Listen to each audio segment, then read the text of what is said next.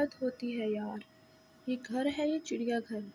ارتضیٰ جو ہی گھر میں داخل ہوا، حسب معمول خالہ بی کے پالتو جانوروں نے اس کا سواگت کیا۔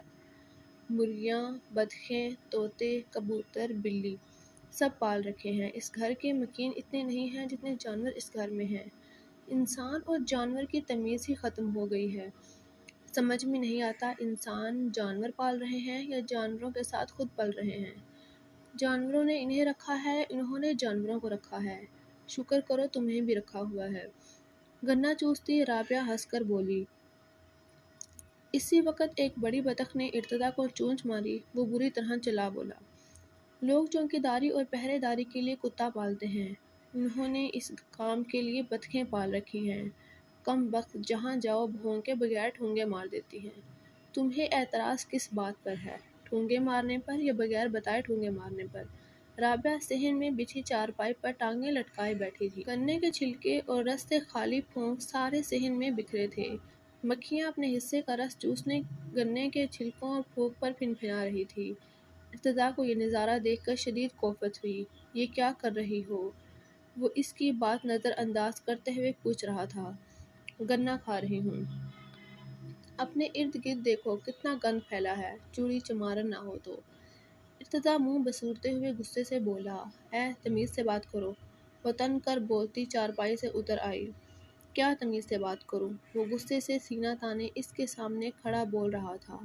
اونچا، لمبا، بھوری آنکھوں اور گندمی رنگت والا مضبوط جوان تھا۔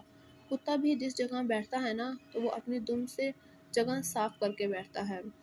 ہاں تو تم بیٹھ جایا کرو نا جگہ صاف کر کے، تمہیں کس نے روکا ہے؟ وہ ترکی بترکی جواب دیتی اسے تپا گئی۔ کیا کہا تم نے؟ وہ سر پر چڑھ دوڑا۔ مجھے گالی دی تم نے؟ کتا کہا مجھے؟ میں نے ایسا کچھ نہیں کہا۔ پچھلے آدھے گھنٹے سے تم ہی بھونک رہے ہو، میری انسلٹ کر رہے ہو۔ میں نے کچھ کہا تم سے؟ وہ بھی تیزی سے بولتی ہوئی اپنا دفاع کرنے لگی۔ بکواس بند کرو گندی مکھی۔ اس نے ہاتھ یوں لہلایا جیسے مکھی اڑا رہا ہو۔ تم تو جیسے کمانڈر سیف گارڈ ہو نا۔ وہ جل کر بولی۔ پکایا کیا ہے؟ وہ چارپائی پر بیٹھ کر اپنے بوٹ اتارنے لگا۔ تمہارا بھیجا۔ جواب حسب توقع جلا دینے والا آیا تھا۔ بھیجا؟ اب بچا ہی کہاں ہے؟ وہ تو تم پہلے دن ہی چٹ کر گئی تھی۔ وہ آرام سے مسکراتے ہوئے بولا۔ سڑا ہوا تھا تمہاری طرح۔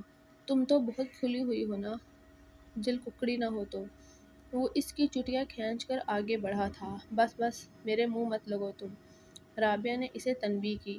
میں گندگی کے منہ نہیں لگتا۔ اچھا تو اتنی دیر سے کیا کر رہے ہو؟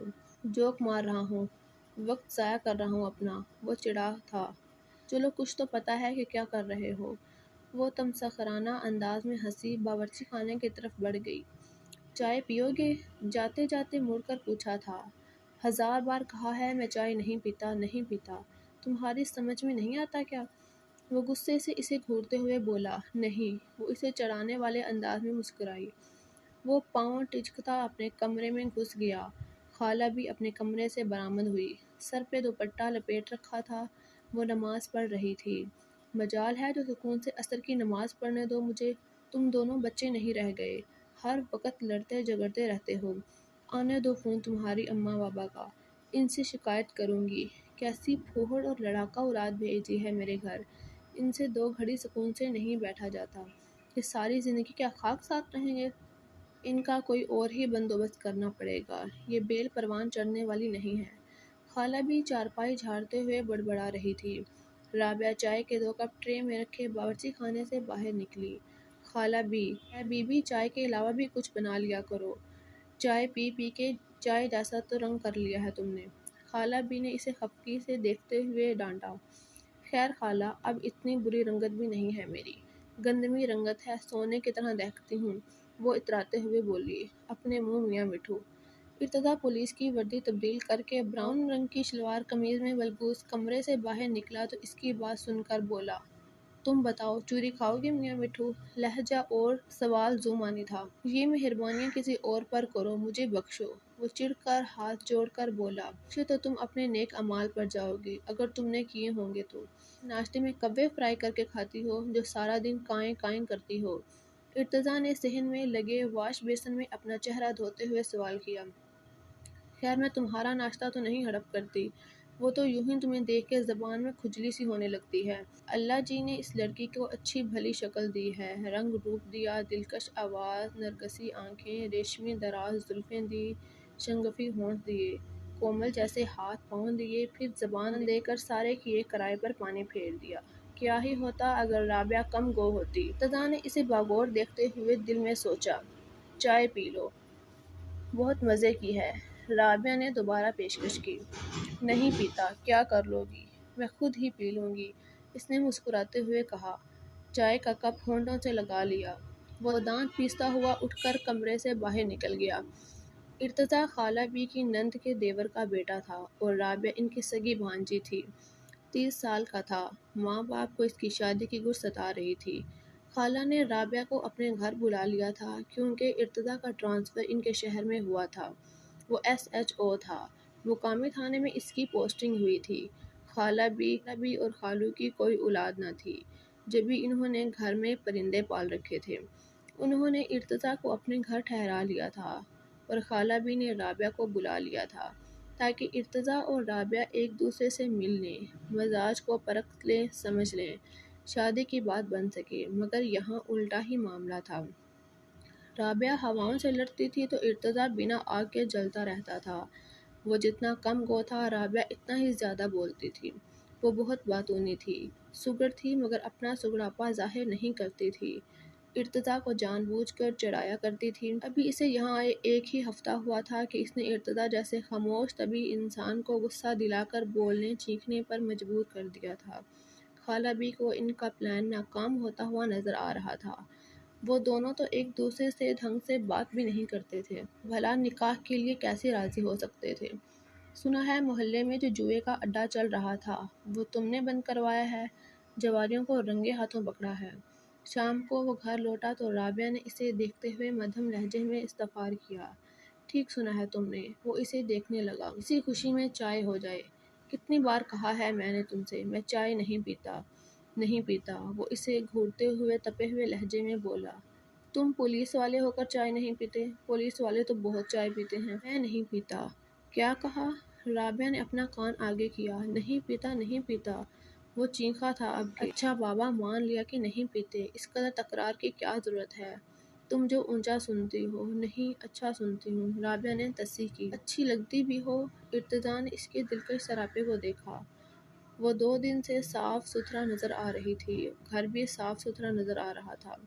یہ تبدیلی اس کے لیے حیرت کا باعث تھی۔ پھر کیا خیال ہے؟ کس بارے میں؟ ارتضیٰ ٹھٹکا۔ کچھ اچھا ہو جائے، میں سمجھا تھا۔ ارتضیٰ الجھن امیز نظروں سے اسے دیکھ رہا تھا۔ تم واقعی پولیس والے ہو نا؟ رابعہ نے تنزن پوچھا۔ کوئی شک ہے کیا؟ شک نہیں ہے، یقین ہے کہ تم نے غلطی سے پولیس والوں کی وردی پہن لی ہے، ورنہ تم میں پولیس والوں جیسی کوئی بات نہیں ہے۔ ہاں، میں کسی کو لوٹتا نہیں، وہ اطمینان سے بولا، لہجہ ذو معنی تھا۔ ہاں، تم جیسوں کو تو اپنے لٹنے کی خبر بھی نہیں ہوتی، تم جیسے تو خود ہی لٹ جاتے ہیں، اور پولیس والے وہ تو لوٹتے پہلے ہیں پوچھتے بعد میں ہیں۔ چوروں لٹیروں کو پولیس کا سائرن بجا بجا کر الرٹ کرتی ہے کہ ہم آ رہے ہیں، اپنا کام جلدی نپٹا کر نکل لو، مسلسل ہارن پہ ہارن دے کر بتاتے ہیں کہ بھاگ لو، پھر نہ کہنا بتایا نہیں۔ رابعہ نے مسکراتے ہوئے مذاق اڑایا۔ وہ بھی نہ جانے کیوں اب کی بار غصے میں نہیں تھا بلکہ مسکرا رہا تھا، اسے تو توجہ سے دیکھ رہا تھا۔ ویسے تو تم نے اب تک شادی کیوں نہیں کی؟ رابعہ کے اس غیر متوقع سوال پر وہ ہونکوں کی طرح اسے دیکھنے لگا۔ کوئی اچھی لڑکی نہیں ملی نہیں یا راضی نہیں ہوئی؟ رابعہ نے مذاق سے کہا۔ وہ ضبط کر گیا۔ اچھی لڑکی تمہیں ملے گی بھی نہیں، مل بھی گئی تو وہ تم سے شادی کے لیے راضی نہیں ہوگی۔ وہ بہت یقین سے کہتی، اس کی جان جلا رہی تھی۔ کیوں؟ ارتضیٰ نے بے چینی سے پہلو بدلا۔ کیونکہ بزدل، کمزور اور ڈرپوک مرد کو کوئی عورت پسند نہیں کرتی۔ شٹ اپ، وہ اس توہین پر سیخ پا ہو کر بولا۔ تمہیں پولیس کے محکمے نے کیسے بھرتی کر لیا؟ طنز کرنے سے باز نہ آئی۔ پولیس ڈپارٹمنٹ میں ہمارا مجرموں سے پالا پڑتا ہے، عورتوں سے نہیں۔ ہاں، مجرم ہوتا ہے، مرد عورت کی تمیز نہیں ہوتی۔ وہ اس کے طنز پہ گفتگو سے تنگ آ کے اٹھ کھڑا ہوا۔ کبھی اپنے تھانے سے باہر نکل کر بھی دیکھو، دنیا کتنی وسیع، کتنی حسین اور خوبصورت ہے۔ کبھی اس وردی سے باہر نکل کر ادھر ادھر بھی جھانک لیا کرو، کیونکہ آس پاس کتنے رنگ بکھرے پڑے ہیں۔ رابعہ نے تعصب زدہ نظروں سے اسے دیکھتے ہوئے کہا۔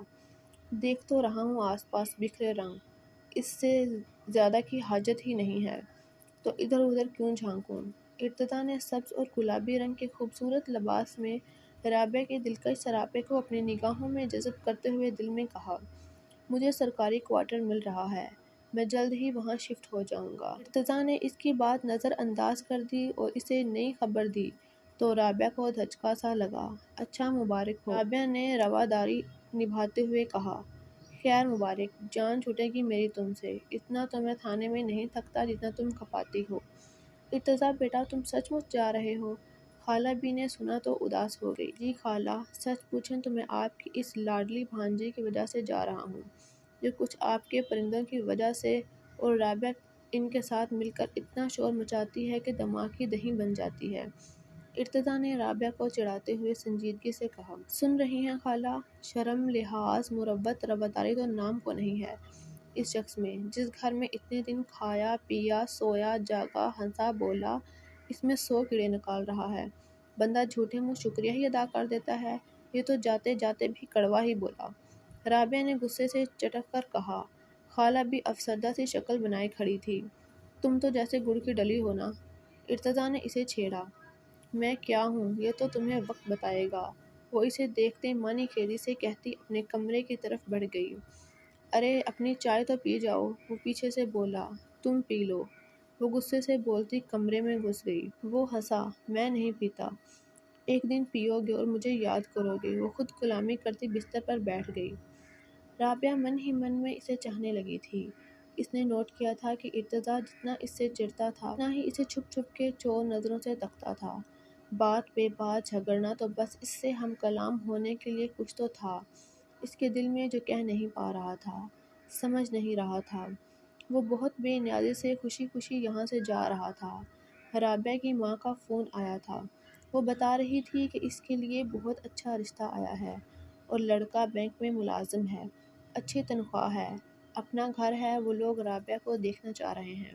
اس کی تصویر وہ دیکھ چکے ہیں اور رابعہ انہیں بہت پسند آئی ہے، لہٰذا رابعہ کا خالہ بھی کے ہاں مزید رکنا بے فائدہ تھا۔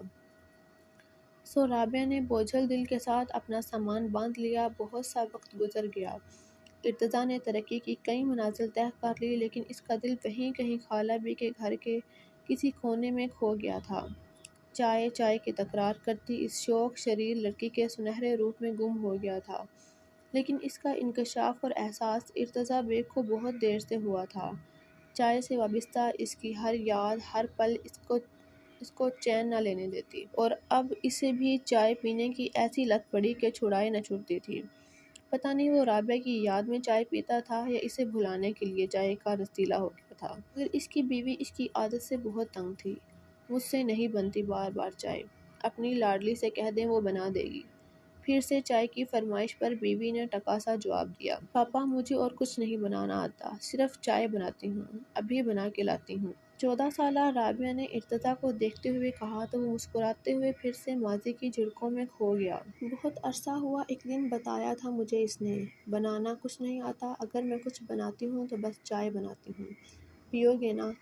اور میں اس پر مسکراتا ہی رہ گیا تھا کہ بنانا کچھ نہیں آتا، بناتی ہوں تو بس چائے۔ مجھے چائے سے الجھن ہے، نہیں پیتا نہیں پیتا، اور اب اس بات کو گزرے زمانے ہو گئے تھے۔ نہیں معلوم مجھ کو کہ وہ کیسی ہے، کہاں پہ ہے، مگر اب چائے پیتا ہوں، بڑی کثرت سے پیتا ہوں، بڑی حسرت سے پیتا ہوں۔ پاپا چائے۔ رابعہ کی آواز نے ارتضیٰ کو ماضی کی یادوں سے باہر نکالا۔ رکھ دو۔ اس نے مسکراتے ہوئے اپنی بیٹی کو دیکھا، جس کا نام اس نے رابعہ رکھا تھا۔ کیوں، یہ صرف وہی جانتا تھا۔ اس نے گہرا سانس خارج کیا اور چائے کا کپ اٹھا کر اپنے ہونٹوں سے لگا لیا۔